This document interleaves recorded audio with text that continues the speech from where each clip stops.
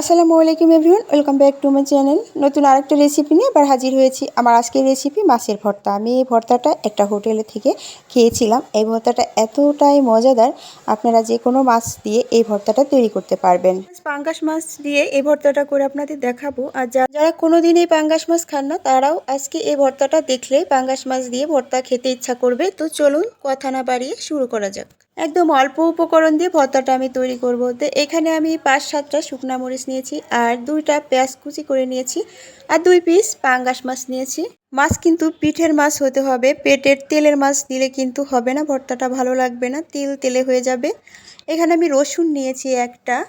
তো এখন মাছ 2 পিস আমি লবণ আর হলুদ দিয়ে মেখে ভেজে নিই। মাছটা বেশি ভাজা যাবে না, একদম কড়া করে ভাজা যাবে না, একটু নরম নরম থাকবে, সেভাবে মাছটা ভেজে নিতে হবে। এই পর্যায়ে আমি কড়াই নিয়েছি আর পরিমাণ মতো তেল দিয়ে মাছটা একটু ভেজে নিচ্ছি। মাছটা কতটুকু পরিমাণ কড়া করে ভাজতে হবে সেটা আপনাদের আমি দেখিয়ে দিচ্ছি। এই যে দেখতে পাচ্ছেন আমার মাছটা কিন্তু ভাজা হয়ে গেছে, কতটুকু কড়া হয়েছে আপনারা দেখেই বুঝতে পারছেন।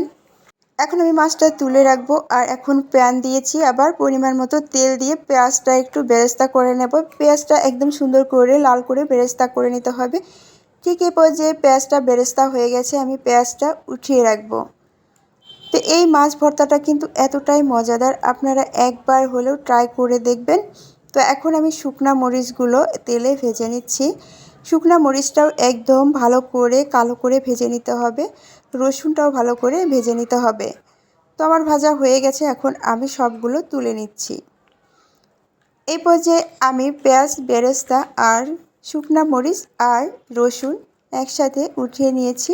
আর এখন মাছের কাঁটাটা আমি ফেলে দিব। তো দেখতেই পাচ্ছেন ভর্তা করার আগেই অনেক ইয়ামি লাগছে, আর এটা ভর্তা করার পরে কতটা মজাদার লাগবে।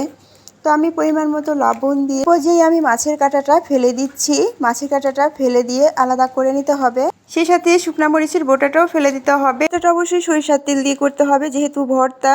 আর আমি এটা ভাজি করার যে তেলটা ছিল সে তেল দিয়ে আমি ভর্তাটা করে নিচ্ছি। আপনাদের কাছে একটা অনুরোধ, আমার এই ভিডিওটা যদি আপনাদের কাছে এতটুকু ভালো লেগে থাকে, আমার এই রেসিপিটা যদি আপনাদের কাছে এতটুকু ভালো লেগে থাকে, অবশ্যই আমার চ্যানেলটা সাবস্ক্রাইব করে আমার পাশে থাকবেন। নতুন নতুন রেসিপি আপনার দ্বারে পৌঁছে যাবে। আর আমার ফেসবুক পেজ থেকে দেখে থাকলে আমার পেজটাকে ফলো দিয়ে পাশে থাকবেন। তো দেখতে পাচ্ছেন কি ইয়ামি লাগছে, এটা খেতে কিন্তু দারুণ মজা, আপনারা একবার হলেও ট্রাই করে দেখবেন। আর আমার এই ভর্তাটা যদি আপনাদের কাছে ভালো লেগে থাকে, অবশ্যই আমার ভিডিওটি সবার মাঝে শেয়ার করে দিবেন। সবাই ভালো থাকবেন। আর এটা আমি একটা হোটেলে দেখেছিলাম, এভাবে সবার বল বল করে খেতে দিয়েছে। আসলে হোটেলে অল্প একটু খেলে সেটা কিন্তু মজা লাগে না, তো বাসায় নিজেরাই তৈরি করলে কিন্তু অনেক বেশি খাওয়া যায়। তো এই জন্যে ভাবলাম বাসায় আমি একটু তৈরি করে সবাই মিলে খাই।